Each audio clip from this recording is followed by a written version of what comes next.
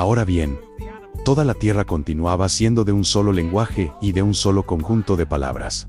Aconteció que, al ir viajando hacia el este, finalmente descubrieron una llanura al valle en la tierra de Sinar, y se pusieron a morar allí, y empezaron a decirse, cada uno al otro: Vamos, edifiquémonos una ciudad, y también una torre con su cúspide en los cielos, y hagámonos un nombre célebre, por temor de que seamos esparcidos por toda la superficie de la tierra. Y Jehová procedió a bajar para ver la ciudad, y la torre que los hijos de los hombres habían edificado. A continuación dijo Jehová: Mira, son un solo pueblo, y hay un solo lenguaje para todos ellos. Y esto es lo que comienzan a hacer. Pues, ahora, no hay nada que tengan pensado hacer que no les sea posible lograr. Vamos, bajemos, y confundamos allí su lenguaje, para que no escuche el uno el lenguaje del otro. Por consiguiente, Jehová los esparció desde allí, sobre toda la superficie de la tierra.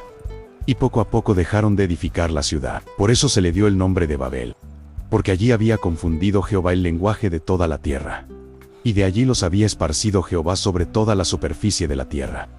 Esta es la historia de Sem. Sem tenía 100 años de edad cuando llegó a ser padre de Arpaxad, 2 años después del diluvio. Y después de engendrar a Arpaxad, Sem continuó viviendo 500 años. Entretanto, llegó a ser padre de hijos y hijas, y Arpaxad vivió 35 años. Entonces llegó a ser padre de Sela, y después de engendrar a Sela, Arpaxad continuó viviendo 403 años. Entretanto, llegó a ser padre de hijos y hijas, y Sela vivió 30 años. Entonces llegó a ser padre de Eber, y después de engendrar a Eber, Sela continuó viviendo 403 años. Entretanto, llegó a ser padre de hijos y hijas, y Eber siguió viviendo 34 años. Entonces llegó a ser padre de Peleg, y después de engendrar a Peleg, Eber continuó viviendo 430 años. Entretanto, llegó a ser padre de hijos y hijas, y Peleg siguió viviendo 30 años. Entonces llegó a ser padre de Reú, y después de engendrar a Reú,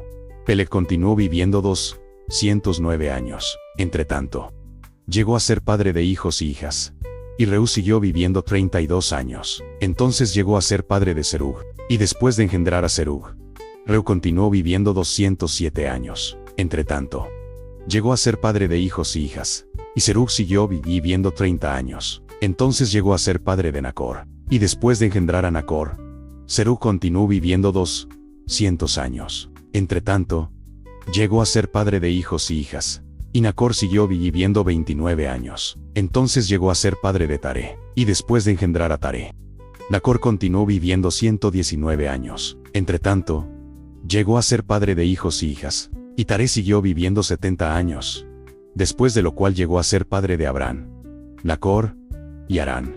Y esta es la historia de Taré. Taré llegó a ser padre de Abrán, Nacor y Harán. Y Harán llegó a ser padre de Lat.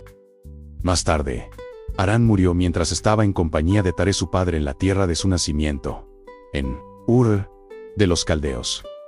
Y Abrán y Nacor procedieron a tomar esposas para sí. El nombre de la esposa de Abrán fue Sarai, mientras que el nombre de la esposa de Nacor fue Milca, la hija de Harán, el padre de Milcar y padre de Isca. Pero Sarai continuó estéril, no tenía hijo alguno.